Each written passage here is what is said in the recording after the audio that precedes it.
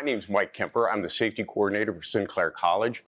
There are literally thousands of OSHA regulations out there, and that's not the purpose of this. The purpose of this presentation is to kind of give you a general idea in a variety of industries that I see present here of some things you should, overall things you should be concerned with. Not what the specific regulation says necessarily, but general categories of things that you should be aware of and things you can go back and say, hey, I think we better look at these type of things here. There's two organizations we're going to look at here today, and because we have both public sector and private sector employers here. OSHA and OSHA regulations apply to private employers. So those of you who are in the private sectors, you're going to be bound by these. Well, if you're in the public sector, don't think, oh, great, I don't have to worry about OSHA regulations. Well, yes, in fact, you do.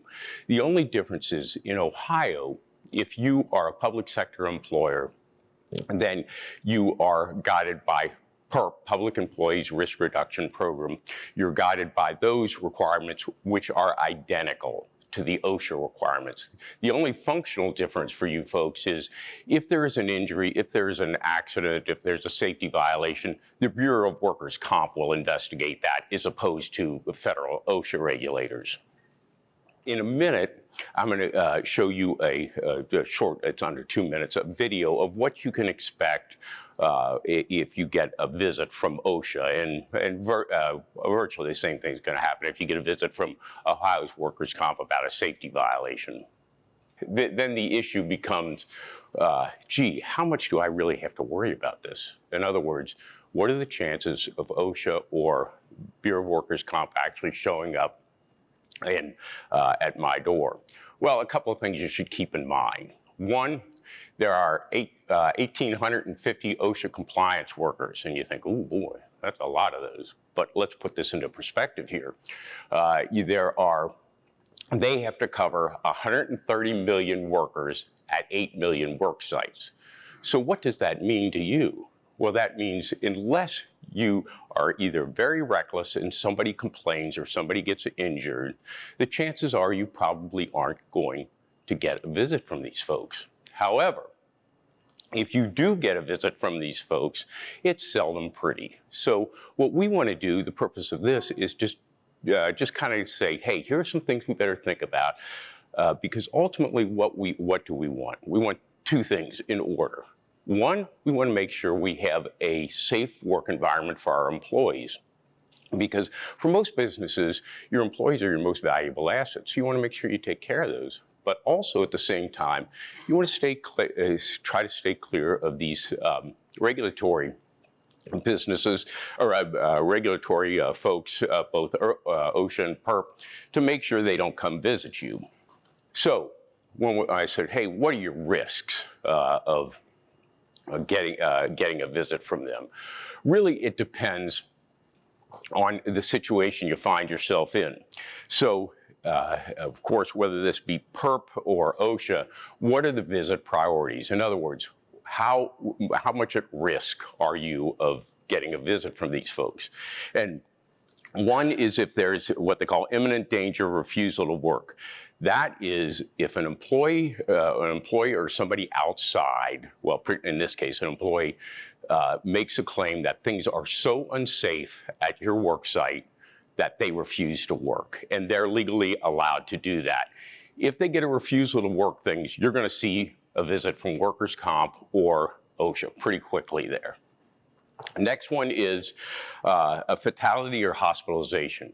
If you have a fatality in your business that is somehow related to work, then you have to notify OSHA or PERP within 8 hours. If it's a serious injury, amputation, eye put out, something like that, you have to notify them within 24 hours. Chances are you're going to see a visit from them pretty quickly after that. Then the third on the list is complaints. Those are complaints from either the inside or the outside of your organization that things just aren't safe, but no, it isn't so bad that they say, hey, we're not going to work, but just things aren't right here. So that's kind of third down on the list. Fourth is what they call high hazard emphasis inspections.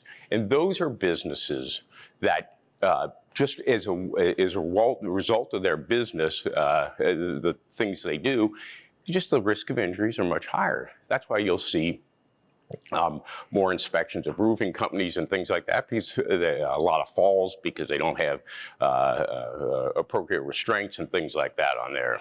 And then finally, compliance assistance services, you can call them out and say, hey, listen, we kind of want to review, we want to make sure we're in good stead. Can you give us some input on that? And that's good. But one of the things you want to remember, once you have them out and they tell you, hey, you got to fix this and this, you better fix it. Because if they come out again for some reason, and you didn't fix what they told you to, that's where they're going to call that a willing violation, and you're going to find yourself in trouble on that. So you figure, what kind of violations are cited? And we're not going to go over all these, but you guys got an idea looking at these, kind of in order of the number of violations that they cited last year. So as you can see, fall protection is one of the most frequent ones, and they cited for 5,424 violations on that. And that's for a lot of reasons. A lot of those center around if you have a scaffold and you don't have appropriate restraints on that, it isn't built correctly, something like that. You don't have devices to keep them safe on that scaffold. Hazard communication, that's a fancy word for chemical compliance. And we'll talk a little bit about some things you should be aware of on that in just a second. Then it goes down respiratory protection. I know we have, I think we have some fire department people here. That applies to any tight-fitting respirators. Police departments, the same thing with masks, gas masks, things like that. There's a list of requirements you have to abide by on that. So we aren't going to go over the rest of these, but we will cover some of them specifically. But you get an idea from this exactly what type of violations that OSHA is citing for.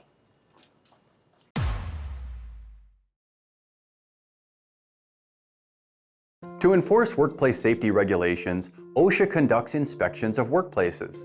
The agency does not give advance notice, so the knock on the door could happen at any time.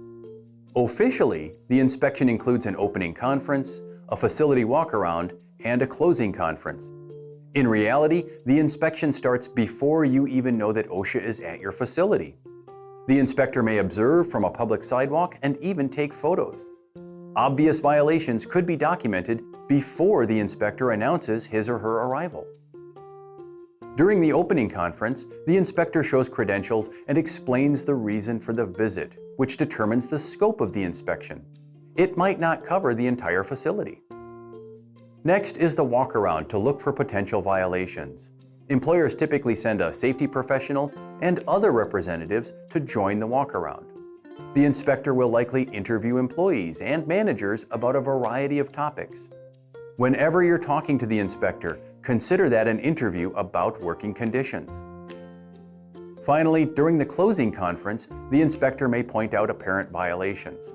However, the proposed penalties will be mailed to you after the inspector consults with the area director.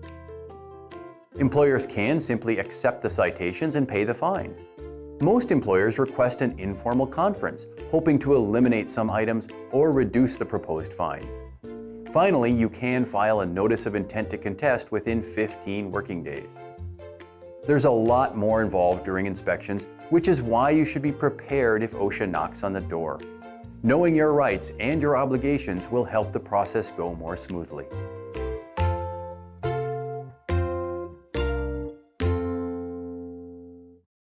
What's the best way that you can avoid having problems in your workplace? And as it indicates there, common sense and thinking ahead will help you keep your workplace safe. And really, there's about 4 different things in a very broad sense you can do to make that happen. We'll talk a little bit about each of these as we go along there. But 1, know the safety regulations of your particular industry. If you're in roofing, let's say, for instance, make sure you know all the issues about fall protection, being up on high places, guardrails, same for construction industry and things like that. If you're, let's say, in the medical field, Make sure you know all the regulations concerning bloodborne pathogens, the training requirements, and things like that. We'll talk some about that later. Then what you have to do is develop a safety policy. Because when an OSHA inspector or a perfect inspector comes in, one of the things that they're likely to ask for is, what does your safety policy say? In other words, you want to be able to show that, hey, we have a policy that addresses this, and equally important, that we train the people on this policy. Because to have a policy, and not to tell you people what the policy are, does very little good. So if you can pass those two hurdles, you're kind of ahead of the game. But if you walk in and say, and you've had an accident, and they say, what's your policy to protect against this? And you've got nothing. You've got yourself a problem there. And you don't want to put yourself in that position. So again, you want to train your employees, and then you want to document that training. You want to be able to show that they've actually had the training that you said you gave them. And you have to provide the training in a way that they understand. In other words, if you have people who, let's say they have a fairly low education level, and you have a safety policy that takes a PhD to read, that isn't going to help you very much, and it isn't going to help them very much. Also, if you have mostly workers that don't speak English, that isn't going to help either. You got to be able to show that you've given it to them in a language they understood. The last thing is to do a safety assessment of your workplace. And so once you find out what all the regulations are concerning your workplace, do a safety assessment. Walk around and say, hey, are we complying here? Are we complying here? So on and so forth. And if you are, that's great. If you aren't, that's a good way for you to figure out what corrections you need to make. Now, I will offer this piece of advice. One of the best groups of people who can help you with a safety assessment is the people who do the job itself. Because let's say you're an administrator to an organization, let's say in a machine shop somewhere, and you say, well, I don't know that much about machining, but I know what this rule says. Well, you talk to the employees who are operating those machines and say, hey, here's what this says. Do we do this? Gee, it says that we got to have all these machine guards on this machine. Do we have these on there? They're going to be the ones who are best able to help you to do that. Different areas, fire safety, hazardous chemical, bloodborne pathogens, personal protective equipment, electrical safety, fall protection, subcontractors, and what we call the general duty clause. And we'll kind of get to that here. We have some common fire hazards here.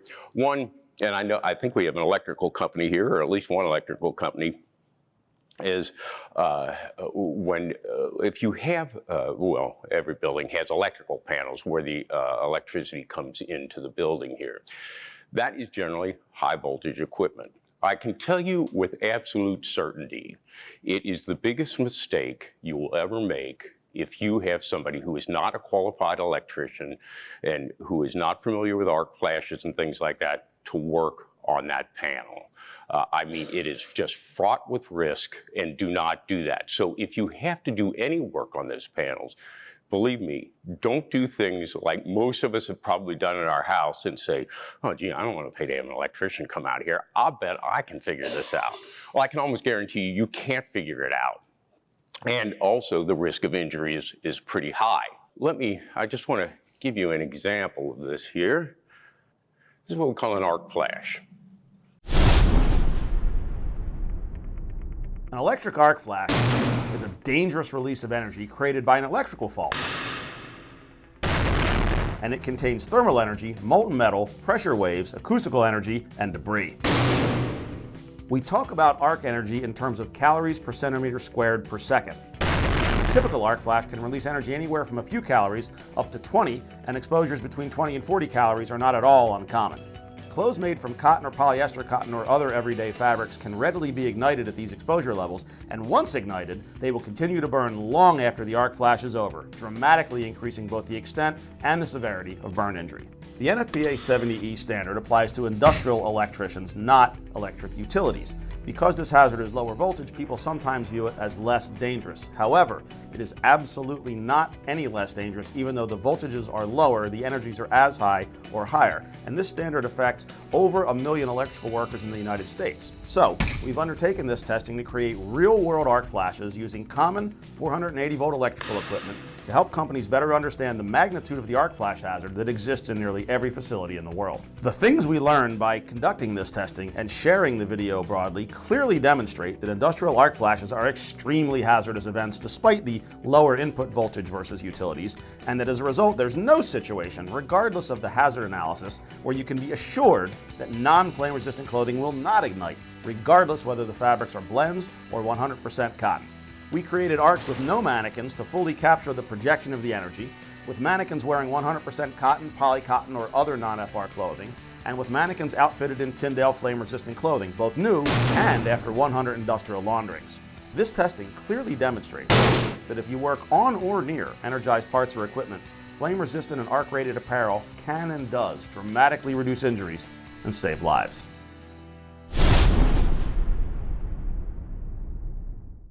As you can see, when I said, hey, if you mess with a panel and you don't know what you're doing, you're going to have some significant problems there. Also, and I'm sure the electricians in this meeting here know this, but you've got to have specific clothing that is arc resistant or arc flash resistant there. Because if you get a arc flash there, a huge amount of energy, there is clothing that can do a pretty good job of protecting you on that. But if you don't have that clothing, all you become is an incendiary device for this fire.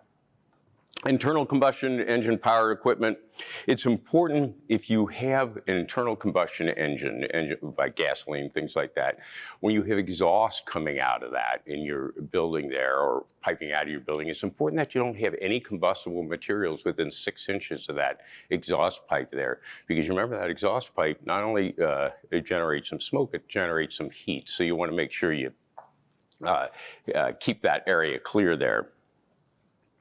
Now, concerning smoking, most places in Ohio, there's hardly any indoor place besides private homes and things like that in Ohio where you're allowed to smoke, and most businesses adhere to that.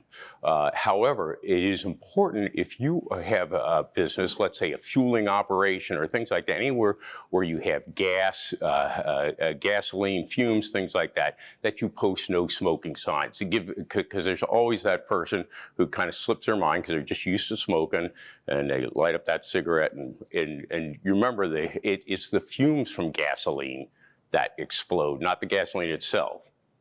And so you want to make sure you take care of that. Portable battery lighting equipment. You many times you have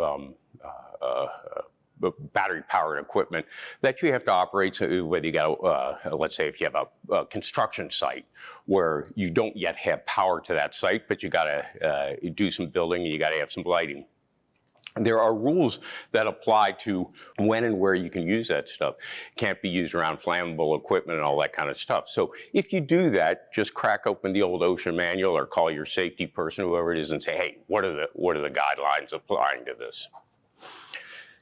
Let's see. I'm going to talk just a little bit about lithium batteries. Now, lithium batteries, and I have a lithium battery in my laptop that's in there. I have a lithium battery in my phone. I have, if you have any portable scooters, they'll have lithium batteries. Electric bikes, things like that, all have lithium batteries. Cars, electric cars have lithium batteries. Lithium batteries are a great thing, but lithium batteries can be a significant fire hazard. Because when they become too hot or unstable, they can explode. And for instance, many people don't realize this, an electric car, when you have a lithium battery, people think it's, well, one big battery. Well, actually, it's just a case with a bunch of separate batteries here. And the problem with that is if one of those batteries, one of those many batteries in that case, explode, then it's going to make all those other explode. And when you have a situation with a battery, with a lithium battery fire, particularly in a car, water will not do the trick to get those out. Well, I take that back. If you put a significant amount of water, well more than anything you would have, and a lot of times even more than a fire department would have to put that out, so there are different ways to do that. The reason I tell you that, if you ever have a car and there's a fire from the lithium battery there, and the first thing and only thing, well, two things, get away and call 911 and tell the fire department and tell them that it's an electric vehicle, because they'll bring specific equipment out for that. Do not try to fight that fire by yourself. Let me see. So let's, right before we do the lithium batteries, I just want to, I'll give you a little video on what those fires look like. But right before we do that, just want to say basically, if you have fire extinguishers at your place of business, that's a good thing. But make sure you train people on how to use this, because the OSHA regulations say if you expect an employee to use a fire extinguisher, you have to train them on that fire extinguisher. Pretty easy training, and a lot of fire departments will do that for you, but you got to have a qualified person train them. And also, you got to make sure you have those things inspected every year. And the fire department, you can come around and usually companies will hire a company that does that kind of thing, will inspect their fire extinguishers. So let's go back here just a second to look at this. The purpose of this show reel is to provide some real-life examples of lithium battery fires and illustrate the different ways the fires present in the different devices. First, here are some examples of typical smaller device lithium battery fires which have been featured on YouTube and in the news. Mobile phone fires. A standard mobile phone comes with a built-in safety device which will usually switch it off at about 40 degrees centigrade. But if, for example, the phone was left in the sun on a car dashboard, it will continue to heat up until it catches a light. Mobile phones contain a small lithium battery, typically 60 watt-hours or less. E-cigarettes. These contain a cylindrical cell battery. There is virtually no warning. They almost seem to spontaneously ignite. This can be particularly dangerous when kept in a pocket. Power banks. These devices contain larger size cell batteries, typically 4 times 21/700s, which can charge a phone 3 or 4 times. That amount of stored energy can cause quite a significant fire if the power bank is in a bag or pocket. A lithium battery powering a laptop is usually between 60 and 100 watt-hours and is capable of spraying debris across the office, so is likely to set other areas of the room on fire too. Electric scooter fire. There is more warning with this as smoke is emitted first, but it still erupts into a fire quickly. The lithium battery is in region of 500 to 750 watt-hours. Electric scooters are now banned on TfL network due to fire risk and regular fire incidents which have taken place. E-bikes. These can have up to a kilowatt-hour lithium battery. Just like the e-scooter, the fire starts by emitting smoke first. Using a garden hose to spray the battery with water doesn't make any difference to the fire. It just keeps going. And now for some larger fires involving a recycling centre, a battery energy storage system, BESS, and a couple of electric vehicles. The recycling centre. All lithium battery devices have built-in obsolescence, so once they have been through up to 1,000 cycles of recharging the battery, will need to be replaced. It's worth noting that this is also true for electric vehicles, so the number of batteries and devices which are going through recycling centres is ever increasing. Powder extinguishers are often used on large lithium battery fires in recycling centres, but these are ineffective, so the battery will continue to reignite. 0.7 litres of smoke is generated per battery watt-hour. Therefore, a 6.5 watt-hour battery will generate at least 5 litres of smoke. Next is a video showing testing of the fire hazard of a 125 kilowatt-hour energy storage system comprised of lithium nickel oxide, lithium manganese oxide batteries. The fire smokes for a long time, but once the flames break through, the whole container is destroyed due to propagation of thermal runaway from pack to pack. In China, there was one of these container fires per month last year. Electric vehicle fires can reignite hours, days, or even weeks after being extinguished. So the key question is, when is a fire out? The fire brigade struggled to douse the fire even using 3,000 gallons of water. Fire Chief, making the world a safer place. Hazardous chemicals. Probably every business in here has some hazardous chemical in their place, whether they know it or not. And so then the question becomes, how do you know whether a chemical is hazardous or not? Well, every time you buy a chemical, when they ship that chemical to you, they should ship what they call a safety data sheet. And a safety data sheet has, I think, 16 sections in it. And what it does is tells you all about that chemical. And there's section 2 of it, which I'm going to bring up right here. This is a safety data sheet for Clorox, a chemical that that most of us have either used or at least we know about. And it's bleach, and it is a hazardous chemical. And we'll tell you what you have to worry about hazardous chemicals in here in just a second. But the question is, how do you know whether a chemical is a hazardous chemical or not? Well, if you go to section 2 here, it has that little warning sign up there. If you have any chemical that has any warning sign, it could be a fire hazard, that particular one is for corrosive. If you have that, that means it's a hazardous chemical. And if you have hazardous chemicals, there are a lot of requirements that you have to do to make sure you're in compliance with the law and to keep your employees safe here. Now, like I say, there are 16 sections. We aren't going to go over all 16 sections, but probably the 2 most important ones that you should be concerned about is this one, section 2, because that'll tell you whether it's hazardous. And then in section 5, we can get down there, or I'm sorry, in section 4, first aid measures. So if you have an issue with this chemical, then here's the first aid measures you should take to try to keep your employees safe there. So what are the general requirements when you have hazardous chemicals, which I'm sure virtually everyone does? But one, just like other safety policies, you have to have a company or departmental policy on how you receive, store, and use those chemicals. The OSHA regulations are very clear on what all you have to include in those. So you just go to the OSHA regulations on hazardous chemicals and they'll spell all that out.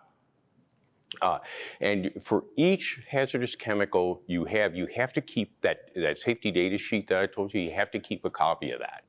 And you got to keep those for 30 years.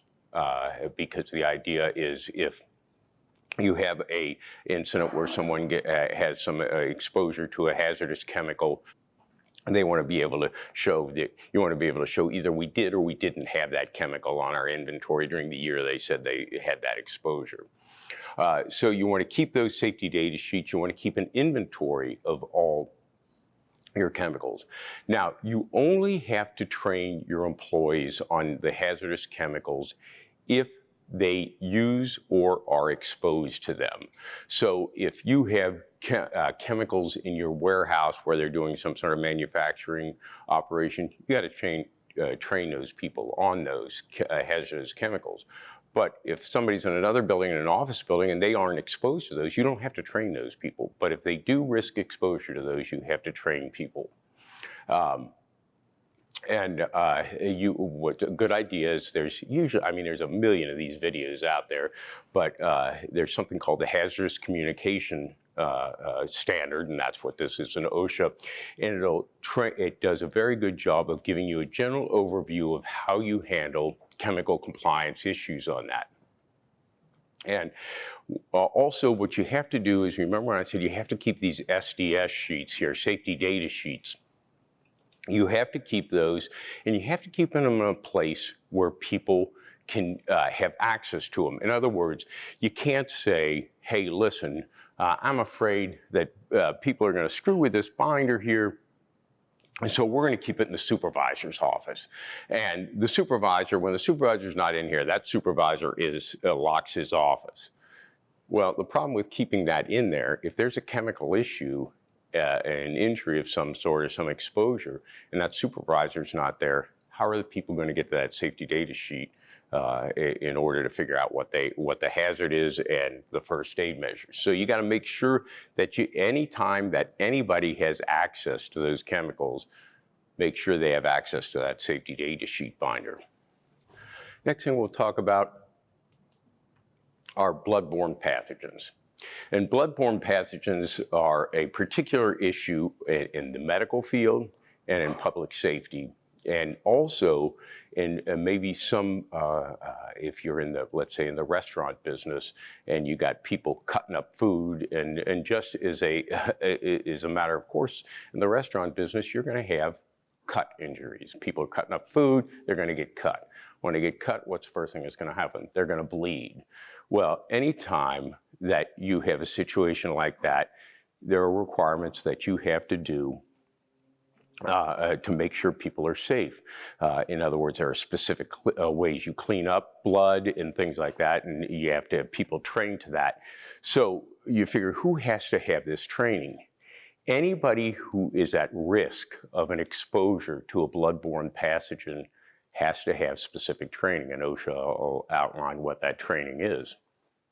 And it has to be from a qualified person on that. It can't be somebody who says, oh, listen, I remember as a kid, we used to put ointment on and put a Band-Aid on it and we're good. Well, that ain't gonna work. There are specific requirements. And the people in the medical field are well aware of this. It also includes things like finger sticks in the medical field. And this is a much bigger issue in the medical field, public safety and things like that, because, you know, I wish I had a dime for every time. Like I said, I spent about 34 years with the Kettering Police Department. And part of that time, I was a road patrolman. I wish I had a dime for every time you come to a scene. There's just blood all over the place. And, you know, you got to be, unfortunately, as years went on, we became much more cognizant of that, and we're careful how we handle those type of things. But clearly, if you do have, if your employees are at risk for a bloodborne pathogen, a couple of things have to apply here. One, by regulation, by law, you have to have training, annual training on how to handle those type of exposures. Now, go to the internet, or you can contact with a private company. There are a million different training videos out there, but you gotta have training, and you gotta document that training to show that they've had it. One, and two, you've gotta have a company policy. Say, if you are exposed, how are you gonna handle that? And who you report it to, how are they gonna, what the medical care is, who, you know, HR get involved, all those different things. OSHA very clearly lines out all those requirements. Also, if you have employees who are at risk of exposure, you have to offer them a hepatitis B vaccine. They do not have to take that vaccine, but you have to notify them that A, they can get a vaccine, and two, that you will pay for it. The employer, if they elect to take it, the employer is required to pay for it. Now, if they decline it, there is what they call in OSHA an example of what they call a declination form. They can sign a form that says, hey, my employer has notified me that I have the right to this vaccine, but I choose not to take it. And that's fine, but you, one or two, you either got to offer it to them and they take it, or they should decline it there. Let's see. Also, strict requirements at OSHA. If you do have an exposure, an employee is exposed, and this is particularly relevant in medical settings, you have to keep records of that, of any employee who was exposed. And I think there's a 30-year requirement on that anyway, but it'll show that up in OSHA, in the OSHA requirements. Personal protective equipment. When we look at personal protective equipment, that includes a lot of things, but it's any protective type equipment that your employees may need to do their job. That could be something from as simple as a hard hat and gloves to things like a respirator. But let's say if you're an electrician and you're working on high voltage equipment there, you got to have arc blast resistant clothing and things like that. And so whatever job you have your employee do, check to see what type of personal protective equipment is required for that job. And it's not only important that you have this equipment available, but you got to show the employees how to wear, how to wear it, when to wear it, how to put it on and off, and the limitations of that personal protective equipment. In other words, you can't tell a guy, let's say an electrician who's working on high voltage equipment, hey, listen, if you wear this blast resistant clothing, you won't get hurt. Well, that's a lie. I mean, you're going to get hurt, but it just means that's going to minimize that. So you got to let them know what the limitations are. Now, also, any personal equipment, personal protective equipment that is required, the employee is required to pay for that. And they must supply it and they must pay for it. And like I say, personal protective examples include things like safety glasses, hard hats, fire retardant clothing, puncture resistant gloves, and all those are going to depend on the job that you're having that employee do. We also have, and when we look at personal protective equipment, another thing we look at is respirators. It could be used in the medical field, labs, machining jobs, security, things like that.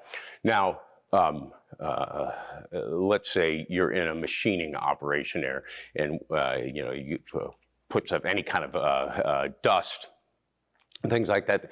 Your employees have to have respirators or some sort of mask, depending on what you're putting in the air and what type of process you're doing, or depending what type of respirator you have. But let's say, for instance, with a firefighters wear gas masks, of course, and well, no, let's switch this just a second. We'll use policemen, and let's say you're doing riot control duty. And so sure enough, when you do riot control duty and somebody makes a decision, hey, we're going to put out tear gas. And so believe me, you don't want to get on the wrong side of tear gas. So, and the cops are pretty smart. So let's have gas masks that'll filter out that type of stuff. And they work well, assuming that you have a tight fit on that. So with different type of respirators you'll have, if you're going to give somebody a respirator, there's certain things that you have to do. One, you have to, before you issue somebody a respirator, what they call a tight-fitting respirator, in other words, type that the only way they can get air in is through that respirator. You have to have them fill out a medical evaluation form. And that medical evaluation form has to go to a doctor, either their doctor or your doctor, what they call a certified medical professional, and say, hey, we've looked at this guy's history, and he's healthy enough to wear this respirator. And if he's not, then the doctor won't tell the employee he's not because he's got a heart problem. It's all he'll say, generally all the doctor will say is he is not certified to use that respirator. So, but let's assume that he is okay to use that respirator. Well, then what you have to do is do what they call a fit test, and that's a couple of specific tests they use on that. And what you do is put this respirator on, and the idea is to make sure that this guy has a tight fit. So when he breathes in, the only thing that's coming in is air from those filters there. And so we are. So you got to make sure you take care of that. Let's see. And those fit tests have to be done annually. Electrical safety. So some common Problems include, first one, and we really already talked about this, non-qualified personnel working on electric circuits. Now, you remember we watched that arc blast video. If that doesn't convince you that there's a risk when you use high voltage equipment, nothing will. Now, some pretty common things. When people commonly use extension cords, and extension cords are great things, but extension cords, you remember, are meant as a temporary solution. They are not meant to be used all the time. In other words, let's say you have, let's say those refrigerators back there. They've got all those refrigerators plugged in, and there's no extension cords. They're all in compliance there. But let's say there were no outlets right around there, and you say, oh, no problem, we'll just use an extension cord. Well, if they had those refrigerators in here for, let's say, today or a week or something like that for a special event, and they could get away with using an extension cord to put those in. But if that's the way it always is, that is not permissible. So there's a couple of things involved with that. Is you have with problems with extension cords, not only is it not meant as a permanent solution, but they're a trip hazard. I mean, when you have those out somewhere. So if you have an extension cord out, as indicated by this, let's see, I think it's this one here. This one here, this is, what this is basically saying is, please, somebody come and trip on me so I can sue my employer. Make sure when you have things like that, make sure that is either taped down or there's kind of covers you can put over there. Make sure people know that cord's there. Power strips are great things because they trip. When there's too much current going through them, they'll trip and it'll cut off the power. And so people think, well, if one power strip's great, I bet 10 of them might be good. So what they'll do is daisy chain them. They'll plug one power strip into another, so they said, oh great, now we got 5 more outlets to do. Can't do that. Daisy chaining, that's what they call that. That's illegal. So if you have those in your place, don't do that. Let's see. GFI, ground fault interrupters. Those are, ground fault interrupters are the outlets you see where you press, there's it shows a picture of them here, where you have this little button where you can reset it. Ground fault interrupters are great because the slightest variance in current on that will cut that outlet out. And the idea is that is to keep wires from heating up and causing a fire and things like that. So those are required anywhere where there is water around there, most times exterior places because of rain and things like that, you're required to have those. So if you don't, make sure you do. And also, the last thing we talk about, as we see here, we see electrical panels. And every building has an electrical panel somewhere.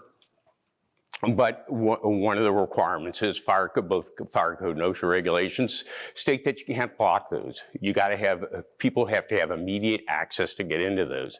So make sure you have at least a 3 feet variance on the sides of it and about a 6 foot one in front, because you want to make sure that people who need to get to that equipment can do that.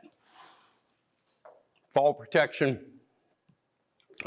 Fall protection, as we indicated at the very beginning of the lecture, we talked about that's the most commonly cited violation by OSHA. Now, there are slips, trips, and falls are the most common workplace injuries. And number one reason is stupid things. People do stupid things. I mean, we all do stupid things. How many of us have been on our phone, looking at the phone, walking down steps at the same time? An awful lot of us do that. An awful lot of injuries involved in that. And sometimes you just can't fix stupid. I mean, you just got to tell people, hey, listen, here's some common sense things. Don't do this, don't do that, things like that. But there are some safety factors, environmental safety factors that you can control. And if you have wet areas, make sure they're well marked. Now, and you see things like that. Now, the trick to that, though, is only leave those signs up when it's wet. Because if you leave it up all the time, what's going to happen? It's going to blend into the background, and nobody's going to pay attention to it. And they're going to walk in, not even noticing the sign, and they're going to slip on a wet floor. Also, make sure you remove snow and ice when you have storms, which Ohio, of course, is noted for. Use ladders correctly and inspect them. I didn't include in this for time, but there are some hilarious videos of people who just do asinine things with ladders. They'll put one ladder on top of another ladder on top of another ladder and figure this will work. Well, it does work until the guy falls and injures himself. There are all kinds of regulations concerning when you need guardrails, but as a general sense, anytime that you have a platform that is more than 4 feet off the ground, you've got to have guardrails, and there's specific regulations on how those guardrails have to be worked out. You got to have guardrails to protect people. Scaffolding, anybody's in the construction business, even painting business and things like that, has probably used scaffolds before. Scaffolds have specific requirements. One, they've got to be erected by someone who is qualified to do that, someone who has some expertise in that area. And there's some, depending on how high they are, they got to be attached to the building, so on and so forth. The reason I bring that up, if you use scaffolds, make sure you check those. Also, when you have when you're on a roof, you have to have restraint systems. In other words, cables or whatever to keep people from falling off. Same if you work high on a building, you got to have guardrails around the outside of that and things like that. So if you're in those types of industries, make sure you take a look at those. So we figure we went over all these regulations, and you figure, well, geez, as long as I've got all these regulations nailed down, I'm okay. Well, yes and no.